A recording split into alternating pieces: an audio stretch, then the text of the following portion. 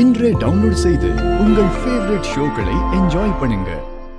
உங்க வீட்டு பொண்ணு தானா கொஞ்ச நாளாவே ஒரு பையன் கூட தொடர்புல இருக்கா.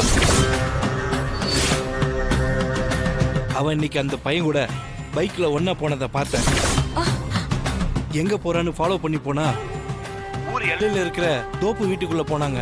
டேய் யாரா நீ? எங்க வீட்டு பொண்ணு பத்தியே தப்பா பேசிட்டு இருக்க. உனக்கு அவ்வளவு துணிச்சல் இருந்தா முதல்ல நீ யாருன்னு சொல்றா.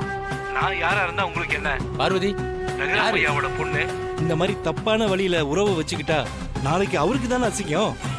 எதை பத்தியும் கொஞ்சம் கூட கவலைப்படாம பட்ட பகல்லையே தலையில முக்காட போட்டுக்கிட்டு அவங்க கூட பைக்ல ஏறி போய்கிட்டு இருக்கு.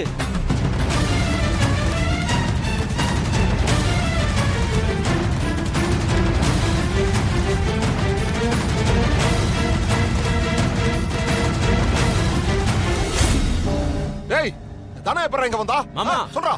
என்னவோ உங்க வீட்டு பொண்ணை கட்டாயப்படுத்தி கூட்டிட்டு வந்த மாதிரி பேசுறீங்க. அவளாதான் என் கூட வந்தா.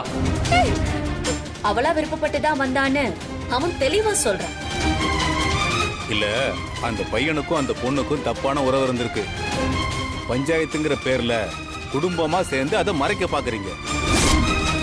இந்த மாதிரியான சூழ்நிலையில நாம எப்பவுமே அம்மனோட துணையை தான் நாடுவோம்.